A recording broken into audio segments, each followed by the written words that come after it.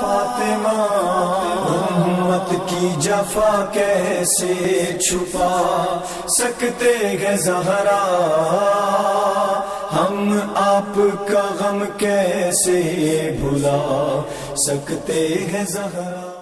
لا حول ولا قوة الا باللہ العلی العظیم۔ حسبنا اللہ ونعم الوکیل، نعم المولا ونعم النصیر۔ اعوذ باللہ من الشیطان الرجیم، بسم اللہ الرحمن الرحیم۔ الحمد للہ الذی یؤمن الخائفین وینجی الصالحین ویضع المستکبرین وَيُهْلَكُ مَلُوقًا وَيَسْتَخْلَفُ آخَرِينَ، والصلاة والسلام على رسول ثقلین محبوب رب المشرقین والمغربین، جد الحسن والحسین، نبینا سیدنا بالقاسم محمد۔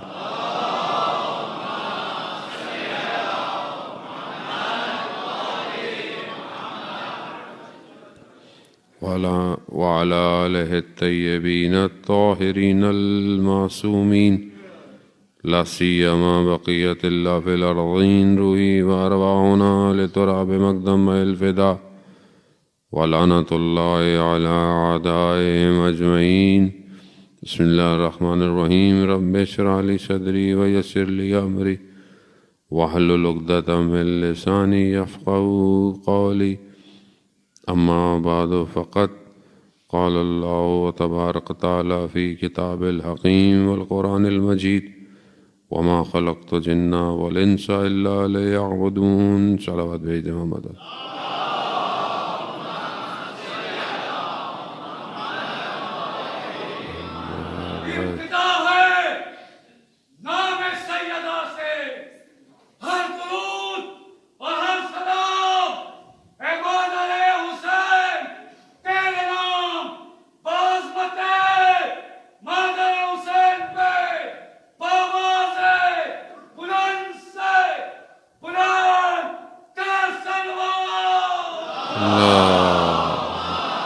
صلی علی محمد وآل محمد وعجل فرجہ۔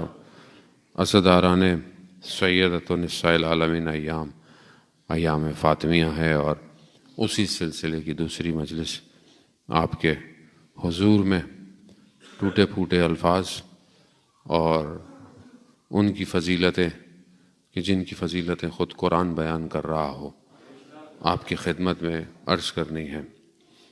ان کی فضیلت کو ویسے بھی میں نے پہلے بھی عرض کیا کہ بیان کرنے سے ہم قاصر ہیں۔ قرآن جہاں یہ فرما رہا ہو ارشاد کہ وما ادراک ما لیلۃ القدر، اور تم درک نہیں کر سکتے، تم پہچان نہیں سکتے، یا یوں کہیں تو زیادہ آسان ہوگا کہ جان لو کہ تم نہیں جان سکتے کہ فاطمہ کیا ہے، تم نہیں پہچان سکتے۔ اسی معرفت تک پہنچنا آسان نہیں ہے، لیکن بہرحال ہمیں تعلیم دی گئی کہ پہنچنے کی کوشش کرو، جتنی معرفت حاصل کر سکتے ہو کرو، جتنی وسعت ہوگی، جتنی تمہارے اندر ظرفیت پائی جائے گی، اتنا تم کمال پہ پہنچو گے۔ ہم ان آیات کو تو ظاہر ویسے ہی سمجھ سکتے ہیں کہ جو بہرحال روایات ہمارے پاس ہیں، بہرحال یہ کہ شب جمعہ بھی ہے، شب دعا، شب مغفرت ہے، اور عالم ارواح سے روحیں جو ہیں وہ اپنوں کے گھروں میں توجہ کرتی ہیں کہ کوئی ان کو یاد کرنے والا ہے یا نہیں ہے، اور ساری روحیں، بہرحال جملہ تو مصائب کا ہے لیکن آ گیا کہ تمام ارواح، انبیاء، اولیاء، ائمہ، سب آج کربلا میں ہوتی ہیں۔ اور مومن کو بھی چاہیے کہ اس کی یہ خواہش ہو کہ وہ شب جمعہ کربلا ہو. یہ ضروری ہے. آپ خواہش کریں گے تو جائیں گے, حسرت رکھیں گے تو جائیں گے. اب اگر حسرت ہی نہ رکھیں تو کیسے جائیں کربلا؟ تو آپ اپنے وجود میں اس چیز کو رکھیں کہ کاش کوئی شب جمعہ خدا مجھے نصیب کر کہ وہ 6 گوشے والی زری کو میں بھی دیکھوں جا کے, اور جائیں. اس لیے کہا گیا ہے کہ شب جمعہ زیارت امام حسین ہے. آپ دور سے پڑھیں, جا نہیں سکتے دور سے پڑھیں, زیارت وارثہ پڑھیں, کوئی بھی زیارت پڑھیں, زیارت عاشورہ پڑھیں. کچھ نہیں کر سکتے تو کم از کم 3 دفعہ کہیں صلی اللہ علیہ یا ابا عبداللہ. وہ آپ کی زیارت ہو جائے گی. کیونکہ بہرحال معاملہ سارا یہیں گھوم رہا ہے. لگتا ہے دنیا بہت پھیلی ہوئی ہے, اصل دنیا یہیں سمٹ آئی جہاں پر سیدہ کی ساری کمائی پہنچی ہوئی تھی. یہی اصل زندگی ہے عزیزان محترم. بہرحال ہمیں انہی سے سبق حاصل کرنا ہے, درس لینا ہے, اور اپنی زندگی کو ترسیم کرنا ہے کہ آیا یہ زندگی ویسی ہے جیسی یہ چاہتے ہیں یا نہیں چاہتے.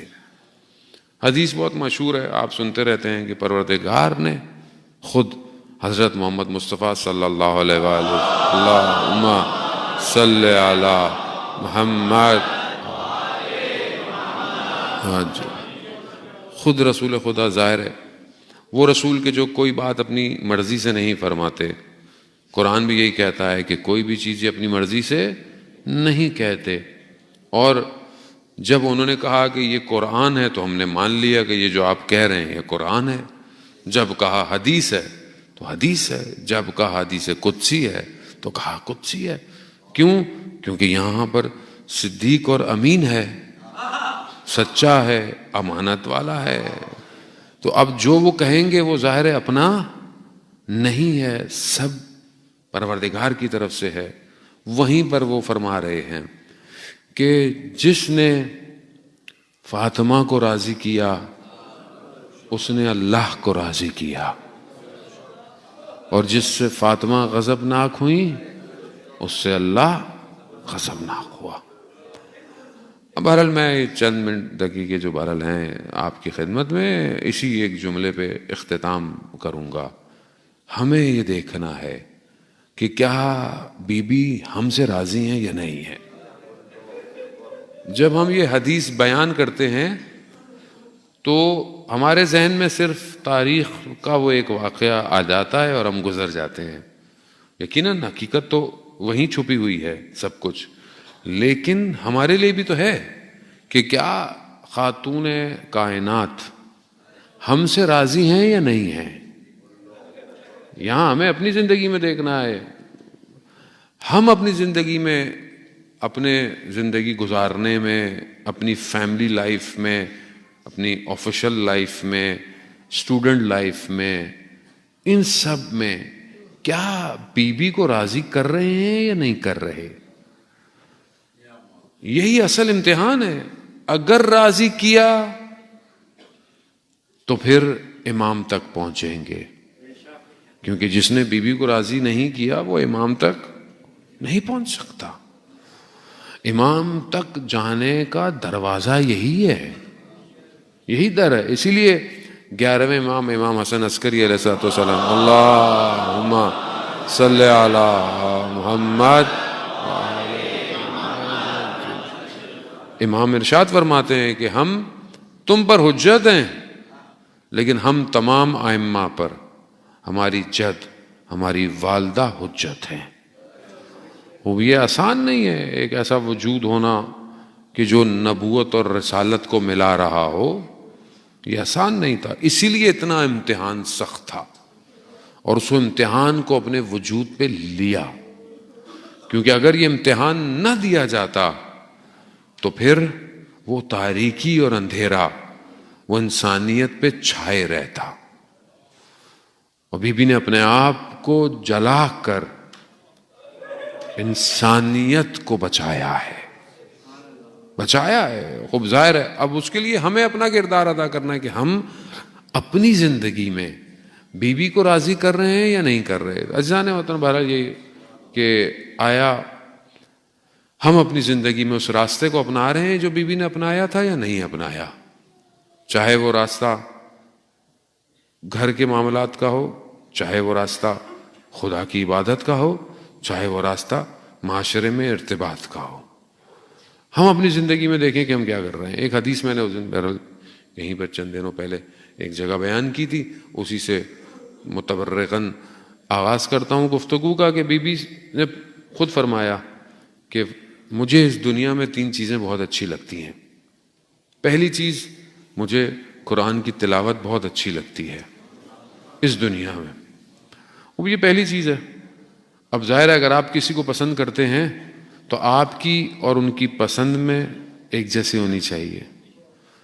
اب اگر آپ بیوی کو پسند کرتے ہیں، بیوی پر جان قربان کرتے ہیں، اور ہم زیارت میں پڑھتے بھی ہیں کہ ہمارا سب کچھ آپ کے لیے ہے، تو کیا ہم قرآن کی تلاوت کرتے ہیں یا نہیں کرتے؟ ویسے بھی اپنے لیے تو کم پڑھتے ہیں لوگ، زیادہ تر محرومین کے لیے پڑھتے ہیں. چلے محرومین کے لیے صحیح، ثواب کم نہیں ہوتا، لیکن قرآن کی تلاوت صرف ثواب کے لیے نہیں ہے. قرآن کی تلاوت جو ہے وہ کلام الہی ہے، اپنے وجود کو نورانی کرنے کے لیے بھی تو ہے، راستہ اور ہدایت کو پانے کے لیے بھی تو ہے. ہم نے زندگی میں بہت کتابیں پڑھتا ہے. ویسے تو اب معاشرے میں کتابیں پڑھنے کا رواج بہت ختم ہو گیا ہے. جب سے یہ گیجٹس آئے ہیں، چیزیں آئی ہیں، جو تھوڑی بہت بھی لوگ کتابیں پڑھتے تھے وہ بھی نہیں پڑھتے. PDF ایپلیکیشن، چلیں اچھی بات ہے اگر پڑھتے ہیں تو، لیکن پھر بھی اگر آپ تھوڑی بہت زندگی میں دیکھیں تو انسان آن ایوریج کتنی کتاب پڑھتا ہوگا؟ آپ اپنی زندگی میں خود، ہر آدمی اپنے ذمہ دار ہے، آپ اپنی زندگی میں خود لگائیں، مہینوں میں کتنی کتابیں پڑھتے ہیں؟ اب کتاب تو زیادہ ہوئی مولانا، صفحے پوچھ لیں تو شاید بتا دیں ہم کتنے صفحے پڑھتے ہیں. تو آپ خود دیکھیں کہ وہ معاشرہ جو کتاب نہ پڑھتا ہو، وہ معاشرہ کیسے ترقی کرے گا؟ جس معاشرے میں کتاب کے ورق نہ پلٹائے جائیں، جہاں کتابیں چھاپنے والی جو پریس ہوں وہ بند ہو جائیں، تو معاشرہ کہاں جائے گا؟ معاشرے کا شعور کہاں جائے گا؟ کیونکہ کتاب ہی انسان کو شعور دیتی ہے. عزیزان محترم، کتاب انسان کو، چاہے کتاب کوئی بھی ہو، دنیاوی نالج کی ہو، ہسٹری کی ہو، جو بھی ہو، کتنا پڑھتا ہے آدمی. میں جوانوں کو کہہ رہا ہوں، ذرا بزرگ تو نہیں کہہ سکتا کسی کو، جوانوں کو کہہ رہا ہوں، آج کل چاہتے ہیں کامیابی کی طرف تو کتاب دوستی کریں. جو لوگ بہرحال باہر ٹریول کرتے رہتے ہیں وہ اس بات سے شاہد ہوں گے. ہم ظاہری طور پر دیکھتے ہیں جو قومیں ترقی کر گئیں، ظاہری طور پر بھی صحیح چلے، لیکن آپ باہر ٹریول کر کے دیکھیں. میں نے جہاں بھی جاتا ہوں میں نے دیکھا ہے لوگ ٹرین میں بیٹھے ہوتے ہیں، میٹرو میں بیٹھے ہوتے ہیں، بس میں بیٹھے ہوتے ہیں، جہاز میں بیٹھے ہوتے ہیں، ہاتھ میں کتاب ہوتی ہے. چاہے 5 منٹ بعد اگلا اسٹیشن آ جائے، کتاب پڑھتے ہیں، بک مارک رکھتے ہیں، بند کر دیتے ہیں. وقت کو ضائع نہیں کرتے، کتاب پڑھتے ہیں. ہم کتنی کتابیں پڑھتے ہیں.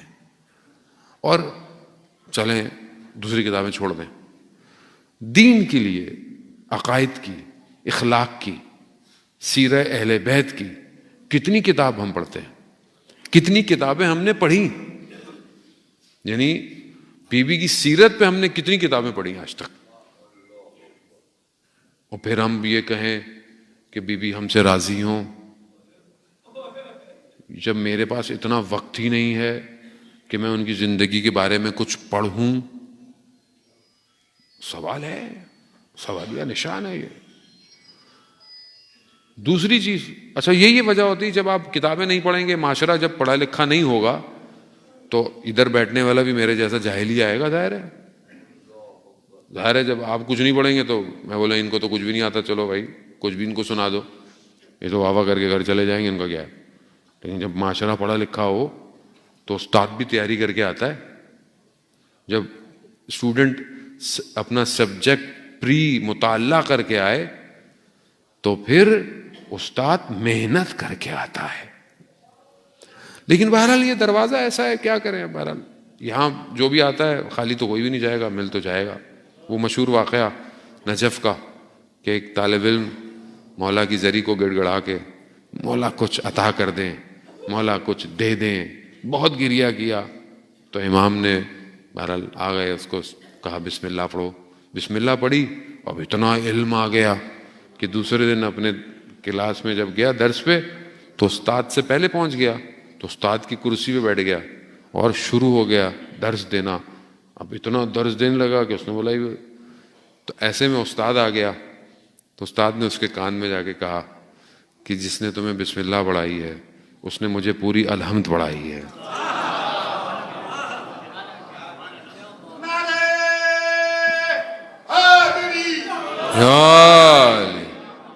تو لیکن اب اس کے لیے ظرف اتنا ہو کہ مولا آ کے پڑھائیں. اب سب اس چکر میں رہیں کہ ہم مولا پڑھائیں گے، ایسا تھوڑی ہوگا. بہرحال زحمت تو کرنی پڑے گی عزیزان محترم. اب یہ ہے کہ بیوی کو قرآن کی تلاوت بہت اچھی لگتی ہے. اب ہم قرآن پہلی بات تو پڑھیں، اچھا پڑھیں. دوسری جو سب سے امپورٹنٹ بات ہے کہ قرآن کی تفسیر پڑھیں. کتنی تفسیریں ہمارے گھروں میں ہیں، کیا ہمیں سب آتا ہے؟ خدا کو قیامت میں تو کیا کہوں، میں تو خود شرمندہ ہوں، میں آپ کو کیا کہوں. لیکن اپنی شرمندگی کا مطلب نہیں کہ میں حق بات نہ کھاؤں. جو حق ہے وہ ہے. قیامت والے دن قرآن گلہ کرے گا، شکوہ کرے گا کہ ایک ہی ایسی کتاب تھی جو جاویداں معجزہ تھی، مستحکم کتاب، محکم کتاب، کوئی تبدیلی نہیں جس کے اندر. وہ کتنی پڑھی میں نے، وہ کتنی تفسیریں پڑھی، کتنی آسان ہو گیا. اب تو اردو میں بھی پرنٹ ہے، موبائل میں بھی ہے، سب کچھ ہے. ایک ہی ایپلیکیشن کئی تفسیروں کے ساتھ ہے. کتنی دیر لگتی ہے اگر آپ روز ایک آیت اس کی تفسیر، نیچے اس کے کتنے 2-3 حدیثیں ہیں. یہ مجھے اپنے لیے نہیں کہہ رہا، اپنے لیے تو یعنی میرے لیے تو سخت ہو جائے گا اگر آپ سب نے پڑھنا شروع کر دیا تو مجھے بڑی محنت کر کے آنی پڑ جائے گی. لیکن حقیقت یہی ہے عزیزان محترم، معاشرہ اکیلے فرد کے کمال کے پہنچنے سے کمال پہ نہیں پہنچتا، پورے معاشرے کو کمال پہ پہنچنا پڑتا ہے. جب آپ قرآن اپنے وجود میں اتاریں گے تو ناطق قرآن سمجھ میں آئے گا.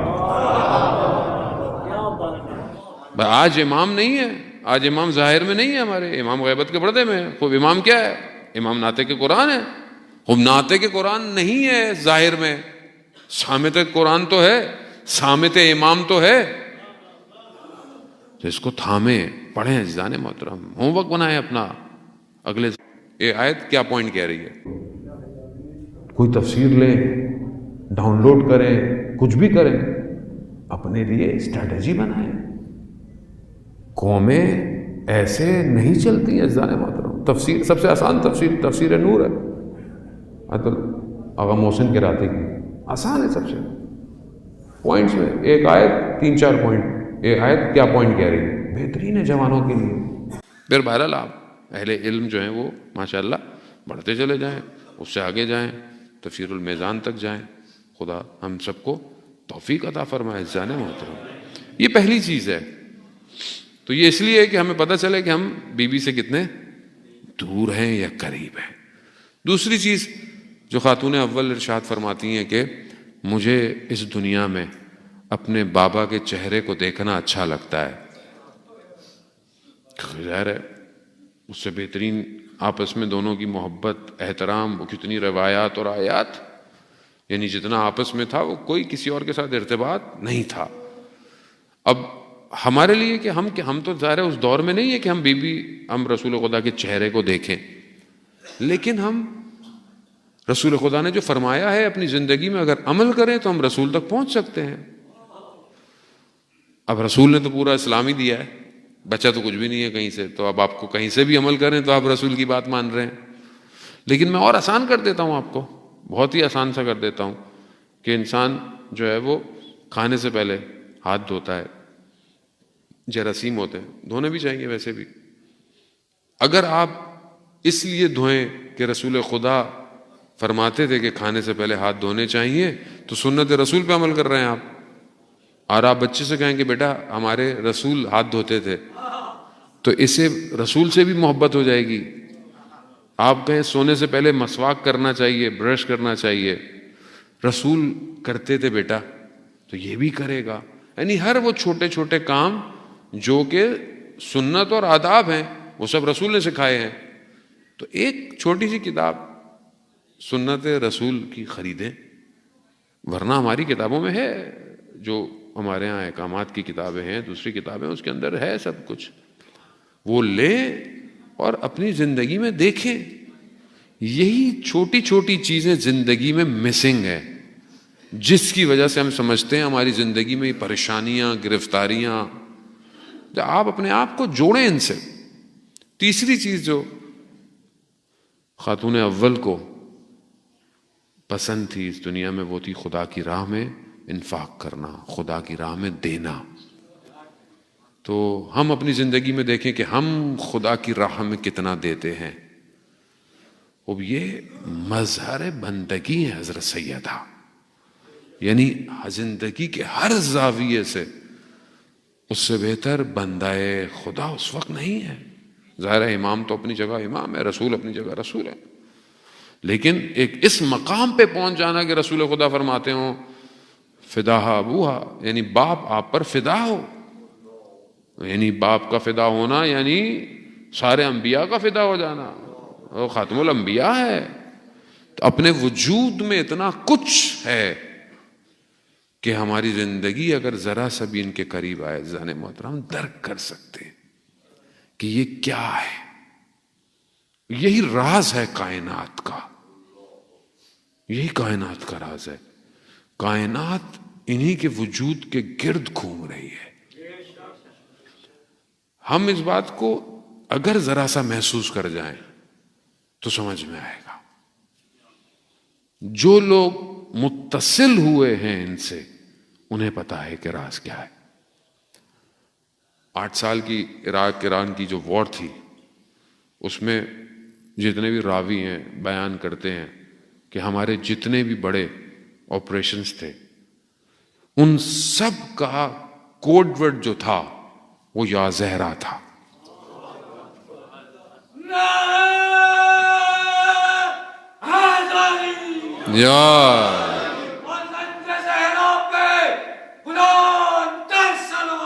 اللہم صلی علی محمد. کیوں؟ وہ جانتے تھے. ہماری بھی سمجھ میں نہیں آتا تھا کہ مطلب یہ کیسے ہو سکتا ہے. مطلب ابھی بھی آپ ان جگہوں پہ جائیں جہاں بھی سب ہوا، وہاں جو علم یا پرچم آپ سمجھیں لگے ہوئے ہیں، ان سب پہ یا زہرا لکھا ہوا ہے، کیونکہ وہ جان گئے تھے کہ راز یہی ہے کامیابی کا. شہید برونسی کی جو اس کا نام عبداللہ تھا، مشہد کا رہنے والا، وہ اتنا اسٹرانگ تھا کہ اس کے سر کی قیمت تھی اس زمانے میں صدام نے لگائی ہوئی تھی. ریڈیو میں اس کے سر کی قیمت تھی کہ اس کو جو لائے گا اس کو انعام ملے گا. کیوں؟ کیونکہ جہاں آپریشن پھنستا تھا وہاں اس کی بریگیڈ کو بلاتے تھے اور وہ سب توڑتا ہوا نکل جاتا تھا. ایک جگہ رات، چاروں طرف پہاڑ ہیں، پھنس گئے، نکلنا بھی ہے، لیکن جہاں ذرا سی موومنٹ کرتے ہیں اندھیرا ہے، نہ جانے کہاں سے جو ہے وہ فائرنگ شروع ہو جاتی ہے. اب اندھیرے میں جج کرنا بھی مشکل نہیں ہے کہ دشمن کس زاویے پہ بیٹھا ہوا ہے. زاویہ پتا ہو، اینگل پتا ہو تو آپ ایڈجسٹ کر کے چلا دیں. پھنسے ہوئے ہیں. شہید برونسی کو بلایا گیا. اس نے بولا مجھے تھوڑا سا وقت دے. یہ خلوت میں گیا اپنی. تھوڑی دیر بعد آ کر اس نے ڈیجٹ دیے، نومیرک. وہ ڈیجٹ کیا تھے؟ وہ ڈیجٹ اس جگہ کا زاویہ تھا، اینگل تھا. انہوں نے اسی زاویے پہ رکھ کر شروع ہو گئے. تھوڑی دیر میں دیکھا کہ دوسری طرف خاموشی ہو گئی. دیکھا تو دشمن کہ بالکل جہاں دشمن تھا وہیں جا کر تیر نشانے پہ لگ رہے تھے.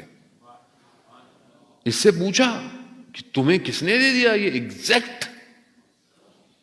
کہا میں تو بی بی کی بارگاہ میں متصل تھا، خدا کی بارگاہ میں سجدہ کیے ہوئے تھا. جیسے ہی میں نے سجدے سے سر اٹھایا زمین پہ یہ ڈیجٹ لکھے ہوئے تھے، کائنات کا راز. وہ ظاہر ہے یہ جو لڑ رہے تھے یہ کوئی زمین کے ٹکڑے کے لیے تھوڑی لڑ رہے تھے، یہ بیوی کے فرزند کے لیے لڑ رہے تھے. انہوں نے اپنی شرٹوں کے پیچھے لکھا ہوا تھا یا شہادت یا زیارت، بس تیسرا آپشن کوئی نہیں ہے زندگی کا.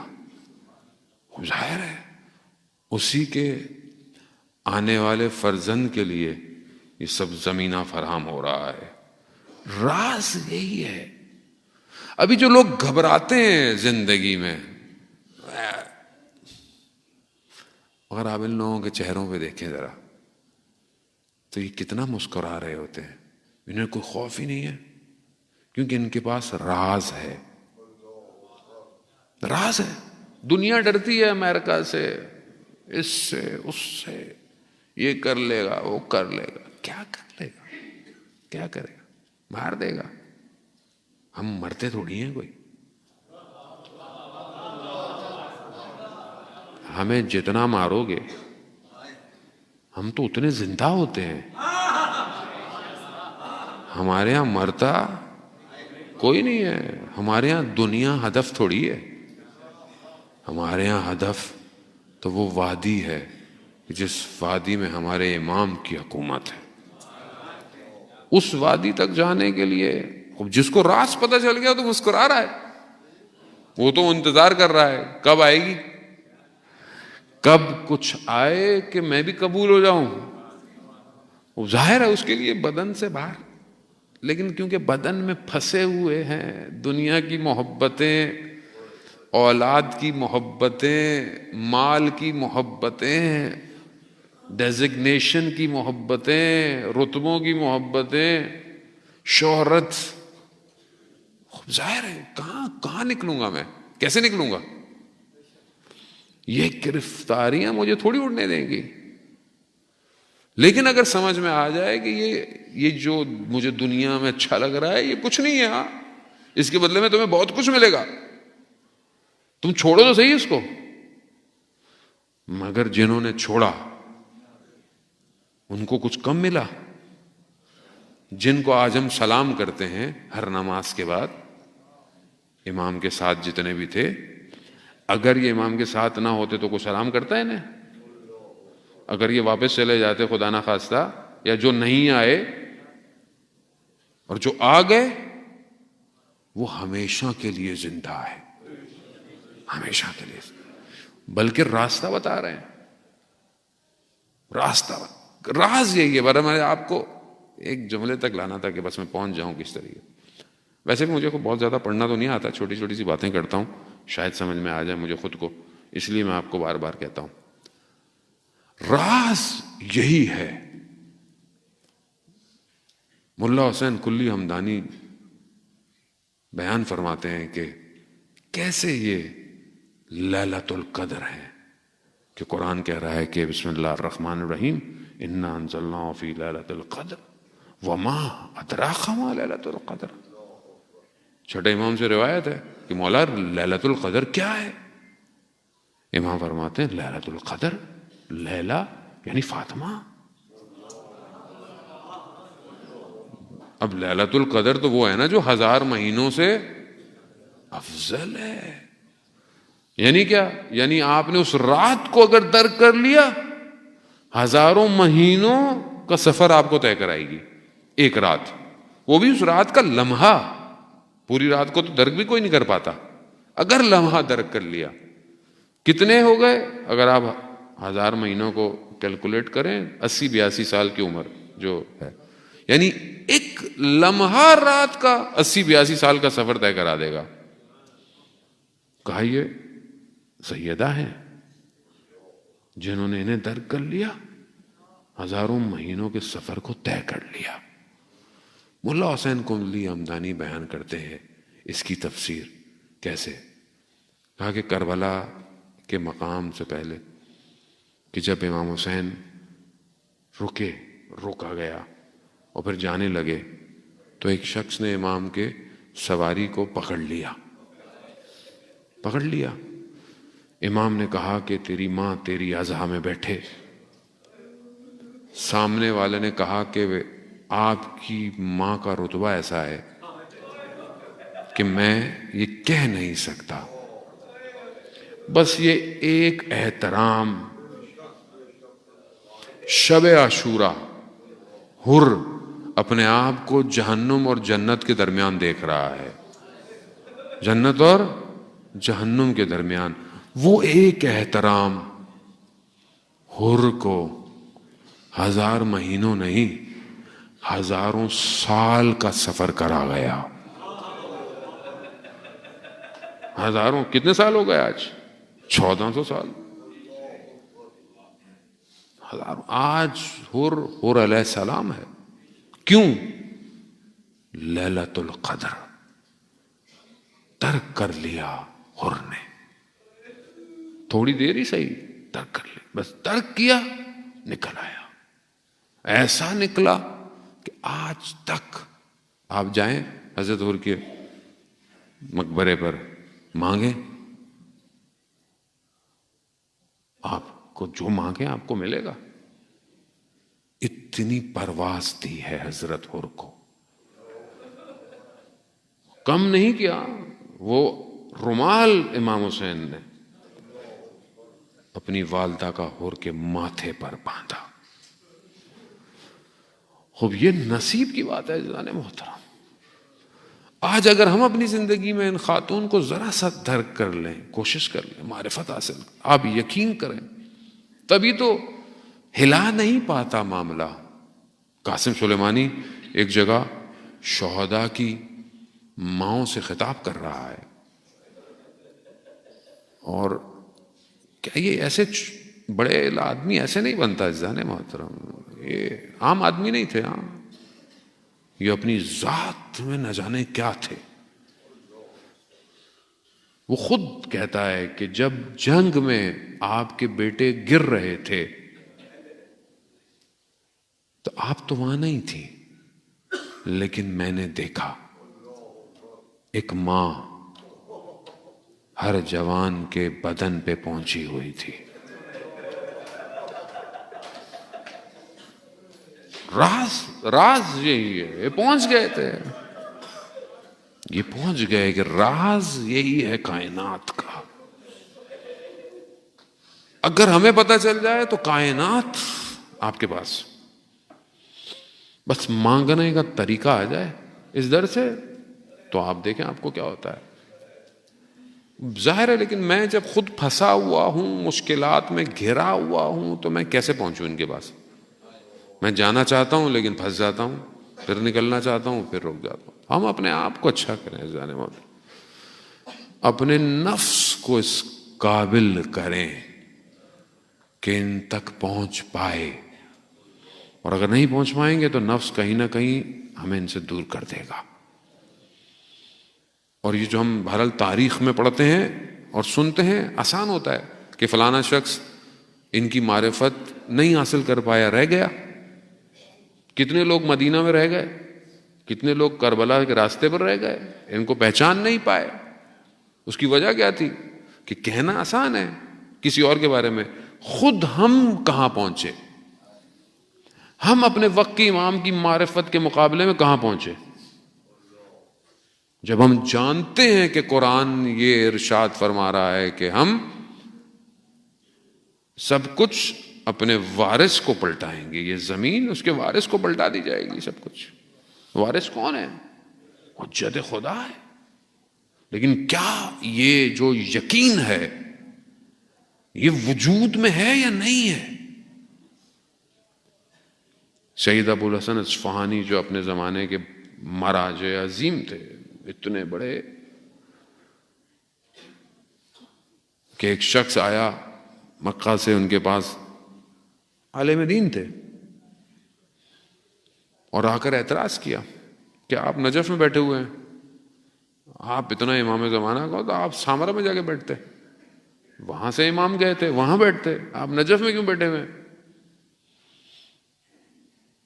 تو خط پڑے ہوئے تھے بہت سارے، اس نے کہا ان خطوں کو دیکھو، پلٹاؤ دیکھو، تو اس نے دیکھا کہ امام زمانہ کا خط تھا، کہا کھولو،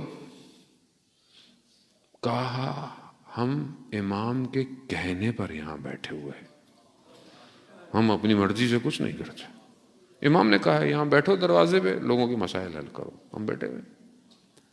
اب یہ اس قابل انسان اس سے زیادہ ان کی بہرحال کئی عالم دین بیان کرتے ہیں کہ ہمیں بہت وظیفہ کیا امام تک پہنچنے کا، پہنچ بھی گئے، امام تک پہنچے، امام کو دیکھا، کچھ سوالات تھے جو امام سے کرنے، جیسے امام کو دیکھا سوال بھول گئے، امام کو دیکھ کے کہاں کوئی بات یاد رہتی ہے، بھول گئے، اور بس سلام کیا، باہر نکلے، باہر جیسے ہی نکلے سوال یاد آ گئے، تو کہا دوبارہ جاتا ہوں، امام جانے دیں گے، دوبارہ دروازہ کیا تو خادم جو تھا جس نے پہلے کھولا اسے کہا کہ امام سے ملنا ہے، کہا امام تو نہیں ہے، کہا کیسی باتیں کرے، ابھی تو امام تھے میں مر کر رہا ہوں، کہہ رہا نہیں ہے، تو ناراض ہوئے اس نے بولا کہ میرے پہ کیوں ناراض ہو رہے ہو؟ کہہ رہے ہیں ہمیں تو نہ امام کے آنے کا پتہ چلتا ہے نہ ہمیں جانے کا، ہم تو نوکر ہیں، دروازہ کھولنا ہوتا ہے ہم نے، امام نہیں ہے، ہاں امام کا ایک شاگرد بیٹھا ہوا ہے، چلو چلو، جیسے ہی کھولا اندر جا کے دیکھا تو سید ابو الحسن اصفہانی بیٹھے ہوئے، اور جیسے امام بیٹھے ہوئے تھے اسی طرح بیٹھے ہوئے، تو کہتے ہیں میں نے سوال کیے، سوال پوچھے، انہوں نے مجھے جواب دے دیا، میں نکلا، جب میں نجف کے قریب پہنچا تو میرے دل میں بڑا آیا کہ یہ پتہ نہیں جو شخص تھا ملتا جلتا تو سید ابو الحسن اصفہانی سے تھا کہ نہیں؟ اب دل کہہ رہا ہے کہ جاؤ گھر جا کے پوچھو، لیکن اب اندر سے کہہ رہا ہے نہیں نہیں وہ کیسے ہو سکتے ہیں، یہ کیسے ہو سکتے ہیں۔ دوسرے دن رہا نہیں گیا، چلے گئے، جیسے ہی دروازے پہ گئے تو انہوں نے پہلی خادم کو بول دیا تھا یہ آئے گا آنے دینا اندر، جیسے ہی اندر آئے دیکھا ابو الحسن اصفہانی ویسے ہی بیٹھے ہوئے جیسے وہاں بیٹھے ہوئے تھے، پھر وہی سوال پوچھے تو انہوں نے کہا کہ میں نے پہلے جواب نہیں دیے تمہیں، یعنی اس مقام پہ کیسے پہنچ گئے؟ یقین، کون سا یقین؟ کہ اصفہان کے گاؤں میں رہنے والے تھے، کسان کے بیٹے تھے، فقیر سے تھے، کہا گھر والوں کو مجھے امام کی نوکری کرنی ہے، مجھے مدرسے میں بھیج دے۔ باپ نے بولا ہمارے پاس تو بیٹا صحیح طرح کچھ کھانے پینے کو بھی نہیں ہے، کہا کوئی نہیں مجھے جانے دے، چلے گئے۔ ماں نے ایک دن کہا کہ بیٹا گیا ہے جاؤ اس کی حالت دیکھو کیا ہے، وہاں پہنچے، برف، مدرسے میں روشنی بھی نہیں، گرم کو کوئی انتظام بھی نہیں، بیٹے کی حالت دیکھی تو بیٹے کو شروع ہو گئے، بیٹا گاؤں میں کچھ لقمہ تو مل جاتا تھا، یہ تم کہاں آ گئے، چلو واپس۔ اب باپ کا حکم ہے، شریعت، آپ منع نہیں کر سکتے۔ باہر نکلے، مدرسے میں یہ صحن میں آئے، انہوں نے خدا کی بارگاہ میں گریہ کیا کہ پروردگار تو جانتا ہے مجھے یہ ساری سختیاں برداشت ہیں، لیکن مجھے اپنے امام کی نوکری کرنی ہے۔ یہ کہہ کے ابھی آئے تھے کہ مدرسے کا خادم آیا، کہا سید کوئی دروازے پر آپ سے ملنے آیا ہے۔ باہر پہنچے تو کوئی اور نہیں، وقت کا امام موجود ہے۔ امام نے کہا یہ کچھ چیزیں رکھو، تمہارے کمرے میں جو کتابیں ہیں ان کے پیچھے ایک شمع ہے، اس کو روشن کرو، روشنی بھی ہوگی، گرمی بھی ہو جائے گی، باقی چیزیں تمہیں کل پہنچ جائیں گی۔ ہاں اپنے والد سے کہنا کہ ہمارا صاحب زندہ ہے۔ جب جا کر دیکھا تو دونوں رونے لگ گئے، باپ اور بیٹے۔ عزیزان محترم، صاحب زندہ ہے،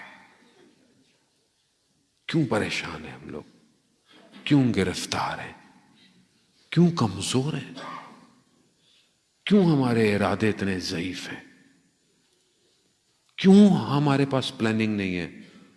کیوں ہمارے پاس اسٹریٹجیز نہیں ہے؟ ہم کب تک اپنی باتوں کو منوانے کے لیے دھرنے ڈالیں گے؟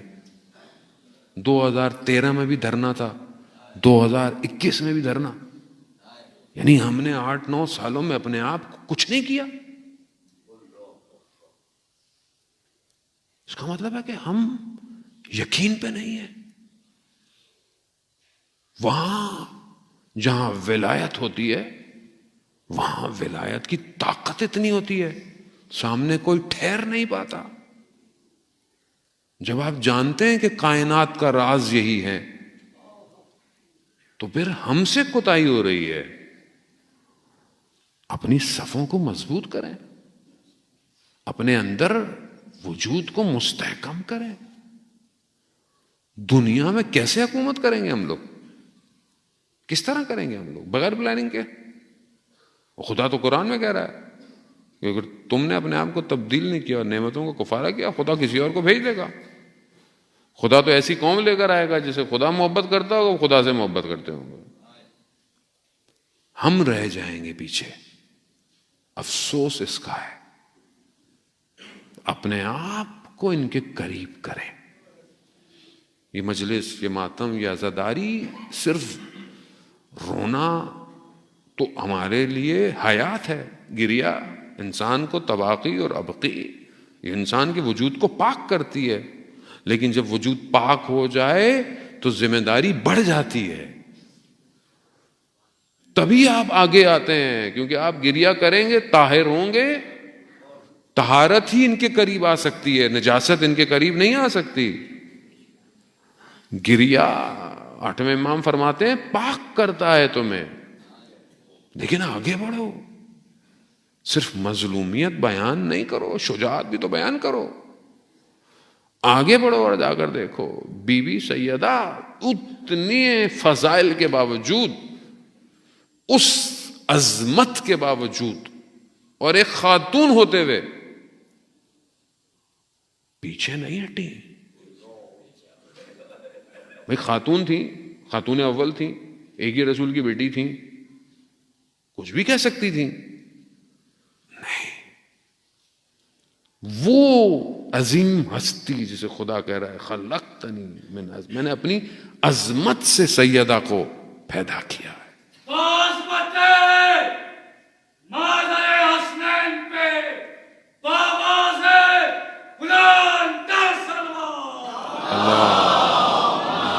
صلی محمد، اس عظمت کے باوجود امام کی خاطر، اپنے امام کی خاطر اپنی جان کو قربان کیا، دروازوں کو کھٹکھٹایا۔ حق علی کا یہی تو غم تھا بی بی کو۔ مدینہ کی عورتیں جب بی بی کے آخری ایام میں آتی تھیں تو دیکھتی تھیں کہ کل سے زیادہ کمزور ہو گئی ہیں،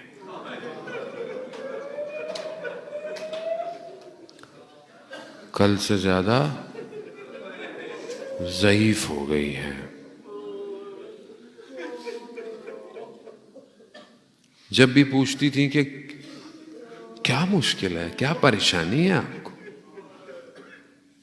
کیا فرماتی تھیں؟ مجھے اپنے بابا کے جانے کا غم اور علی کے حق کے غضب ہو جانے کا غم۔ کبھی اپنی مشکل بیان نہیں کی، ہاں، اپنی تکلیف بیان نہیں کی کبھی۔ چھٹے امام فرماتے ہیں کہ بدن ایسا ہو گیا تھا جیسے کوئی خیال ہوتا ہے، اتنا گھل گیا۔ اللہ اکبر۔ دیوار کے سہارے صرف 18 بہاریں دیکھی تھیں، اور ضعیفہ ہو گئیں.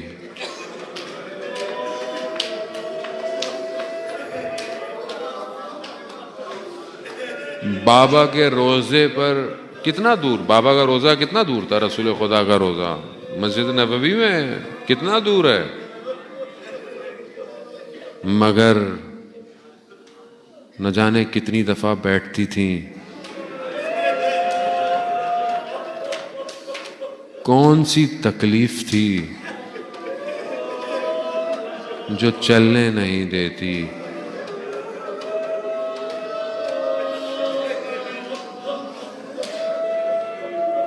استاد بیان کرتے ہیں کہ مجھے ایک ڈاکٹر نے بولا، اسپیشلسٹ تھا، وہ کہتا ہے کہ اگر انسان کی ایک پسلی ٹوٹ جائے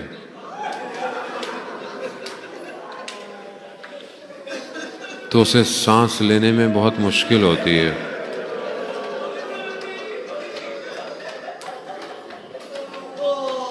یہاں نہ جانے کتنی پسلیاں ٹوٹی. اللہ اکبر اللہ. ہاں شب جمعہ ہے، شب، خدا آپ کو اس کا اجر دے. خدا کوئی نہیں اجر، آپ کے اس گریہ کا اجر خود سیدہ دے. آئیے شب جمعہ اس کو گریہ کریں جس پر سیدہ گریہ کرتی ہیں. بہت محنت سے پالا، چکیاں پیس کر پالا. یہ ساری کمائی کربلا پہنچ گئی. نہ جانے کس طرح ایک ماں اپنے بیٹے کے بدن، وہ آپ تصور کریں نا، اللہ اکبر اللہ، اسے تصور کریں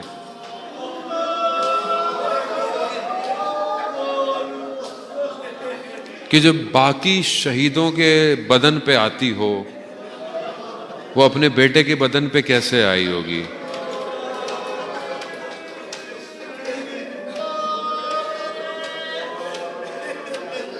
کس طرح دیکھا ہوگا حسین کو ذوالجناح سے گرتے، زین اور زمین کے درمیان. ظلم یہ تھا، مقاتل میں جو بیان ہوتا ہے، ظلم کیا تھا کہ جب امام گر گئے تو جس کے پاس تیر تھے، جس کے پاس نیزے تھے، تلواریں تھیں، پتھر تھے،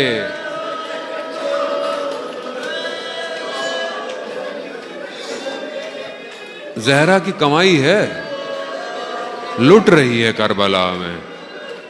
جس کے پاس کچھ نہیں تھا اس نے اپنی ٹانگوں سے اہانت کی. اللہ اکبر، یا حسین یا حسین. مولا زیارت نصیب کریں کربلا کی، آپ کے حرم میں گریہ کریں، آپ کے حرم میں ماتم کریں. ہاں عزاداران محترم، حسین، امام حسین کا غم آسان غم نہیں ہے. 8ویں امام فرماتے ہیں ہمارے جد پر گریہ کر کر کے ہماری پلکوں پہ زخم آ گئے ہیں. اتنی بڑی مصیبت ہے، اتنا گریہ، اتنا روئے. اللہ اکبر. مگر ظاہر میں کربلا میں بھی سیدہ کی ایک نشانی ایک اور ہے. کربلا کا ذکر ہو، حسین کا ذکر ہو، حسین کی بیٹی کا ذکر نہ ہو. اللہ اکبر. دادی سے ویسے بھی ملتی جلتی ہے نا، دادی سے ملتی جلتی ہے. کیا شباہتیں ہیں آپس میں، برداشت نہیں کر پاتے ہم لوگ، برداشت نہیں کر سکتے کہ شباہتیں. بس آپ سے اجازت لوں گا، ہمارے بدن میں طاقت نہیں ہم رو پائیں، مگر اتنا ضرور ہے، بچی اگر سنتی بھی ہوگی نا کہ کس طرح کیسے لوگ تھے جنہوں نے کوچہ بنی ہاشم میں میری دادی پہ ہاتھ اٹھائے، کیسے لوگ تھے. اے میری شہزادی، میری اولاد قربان، کربلا میں آپ نے دیکھا کیسے لوگ تھے کہ جب آپ اپنے بابا کے بدن پر تھی تو انہوں نے آپ کو پیار سے نہیں اٹھایا، انہوں نے آپ کو تماچوں سے اٹھایا. اللہ اکبر. یہی تو بچی محسوس کر رہی ہے کہ کیسے امتی تھے، کیسی امت تھی یہ.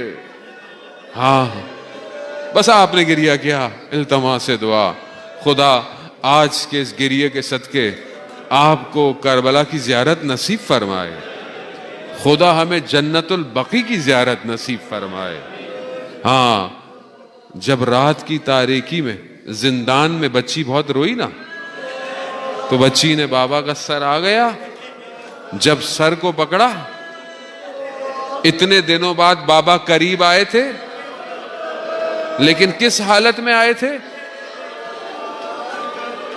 زلفوں پہ خاک ہے، چہرے پر زخموں کے نشان ہیں، ہونٹوں پہ تازہ نشان تھے. لیکن جیسے ہی بابا کو دیکھا نا، بھئی آپ بھی بیٹیوں والے ہیں، آپ بھی جب گھر جاتے ہوں گے نا، کوئی بہت دنوں بعد گھر جائے تو چھوٹے بچے لپک جاتے ہیں، اور خاص طور پہ بیٹی، کہ بابا آپ اتنے دنوں بعد آئے ہیں، یہ ہوا، اب میں قربان جاؤں. اے میری شہزادی، میری بیٹی قربان، میرے ماں باپ قربان.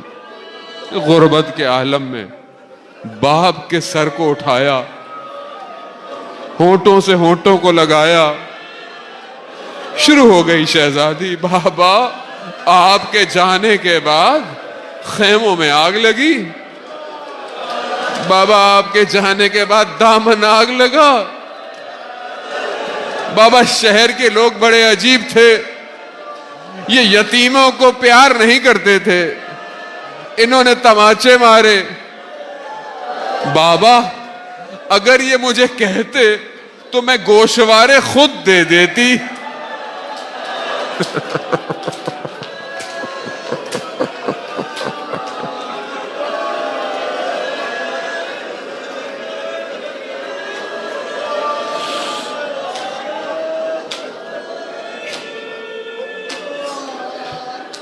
ماتم حسین.